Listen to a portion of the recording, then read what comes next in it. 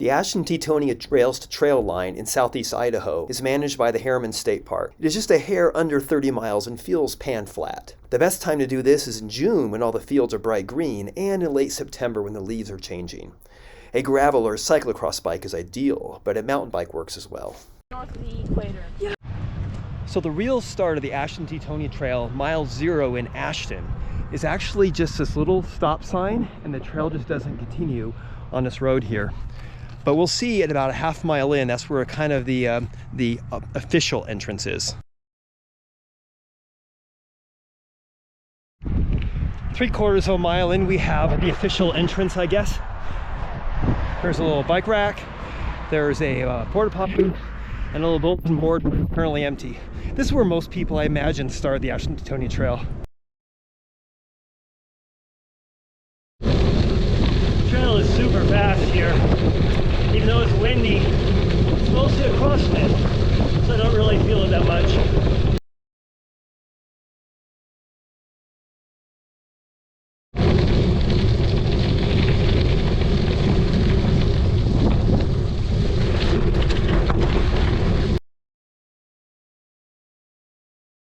Because this is an old railroad grade, they conveniently cut like nice little cuts right through the hill. You don't have to gain or lose any elevation. After 3¼ miles, we made our second cut and our first turn in the road. And this is a prelude to one of our first highlights, the train trestle.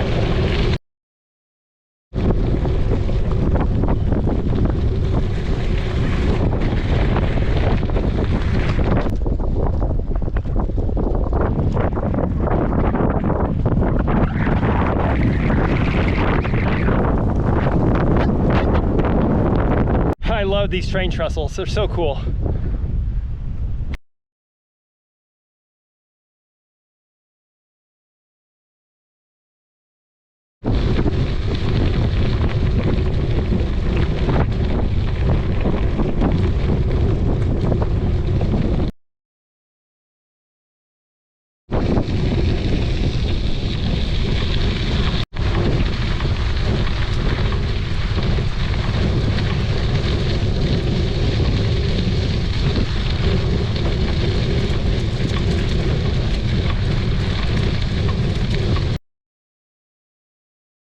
This is the second large trestle, about 6 miles in. As you can see, they're really high. I mean, that's a long way down to the Fall River in this case.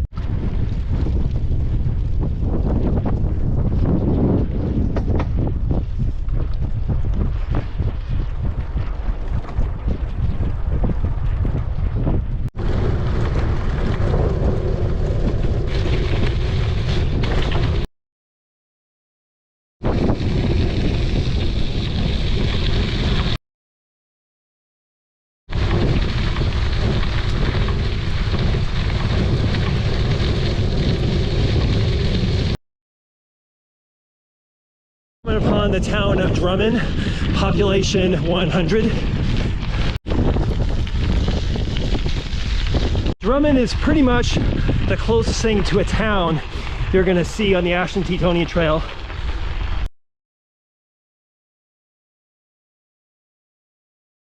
There goes that canal, making its way.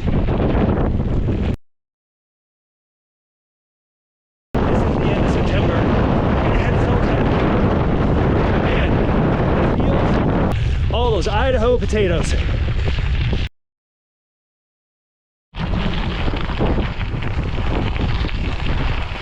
Here we are about 9.5 miles in, almost 10 miles in. We've reached just about the top. You wouldn't know it, the grade is so gentle, but from here all the way to Tetonia, it rolls rather than climbs. But look at the view it afforded us.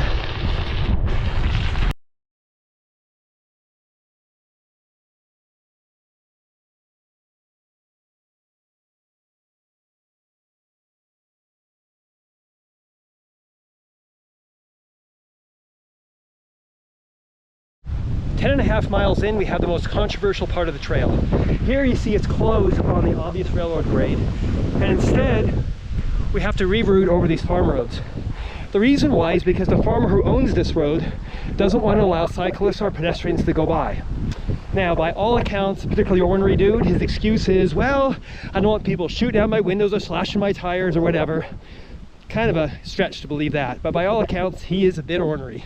Anyway, so we'll do a little detour now. It is the most technical part of the trail.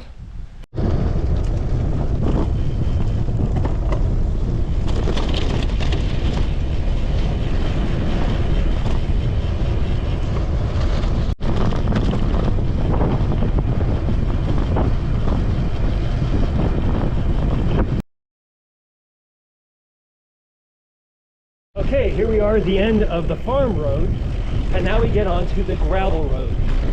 Now this gravel road actually has the steepest part that's right in front of me.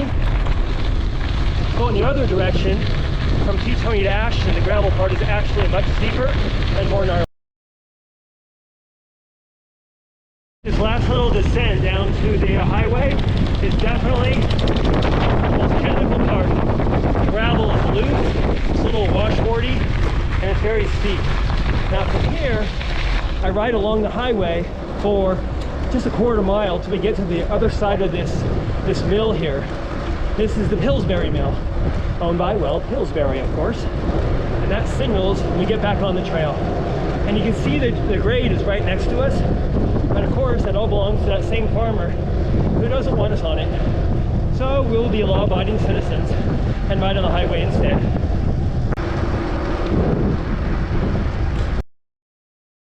It's a popular spot for people to get on. They're riding mountain bikes, looks like. All right, and this is where we get right on the trail again. I'm gonna get a little head of speed, so I can zoom right up this sucker. And just like that, we're back on the trail. Hey guys. Hello. Hello.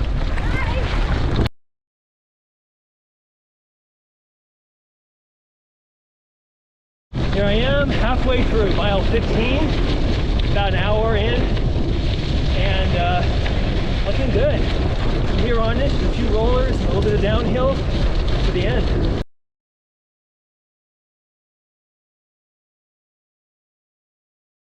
Another large grain silo, and this reminds you why they built this trail.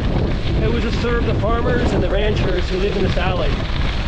Interestingly, the trail runs parallel to the highway, or more accurately, the highway was built parallel to the railroad.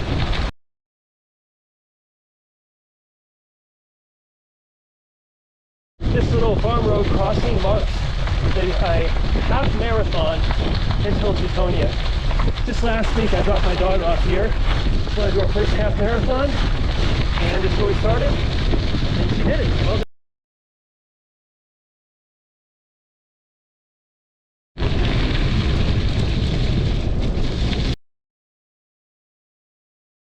As a general rule, the further in we go, the further southeast, the more it looks like forest, and the less it looks like farm.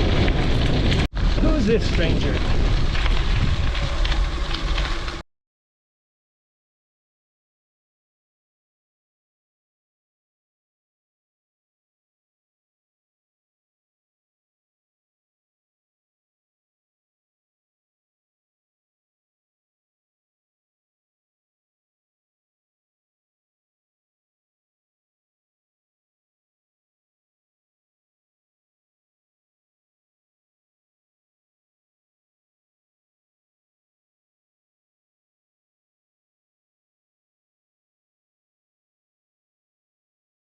With the GoPro being such a wide-angle lens, it's really hard to see the view we have right now.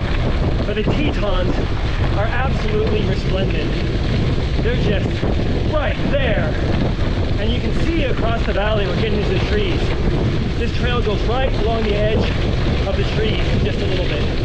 So it's very pretty.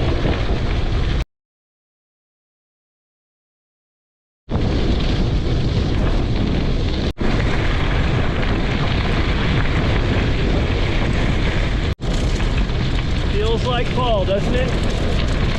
Leaves on the ground, leaves changing, long shadows. Here's our third bridge. It is beautiful. We are really up there. Woo!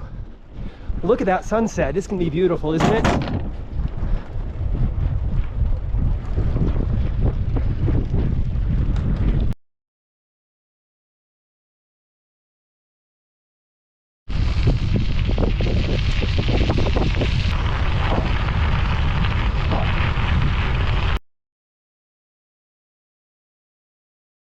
"21 miles in, have a little pit ball toilet, and another stop where you can get on or off the trail." I love these old silos. All of them built right next to the railroad. Such history, isn't it? Look at that, they don't make it like that anymore.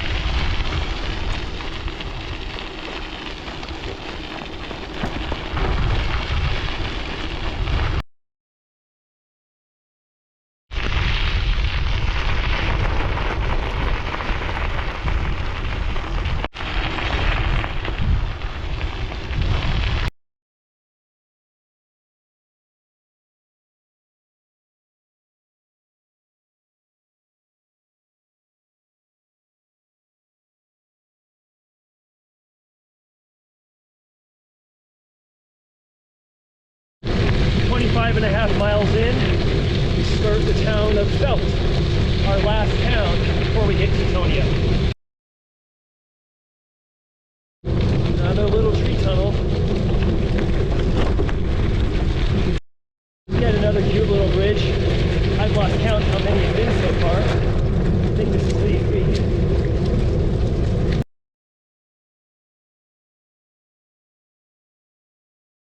Tetons look absolutely magnificent. The sun is setting, the light is golden. Wow, what a view. It's really hard to keep my eye on the trail. I want to watch the mountains instead. My shadow is getting long.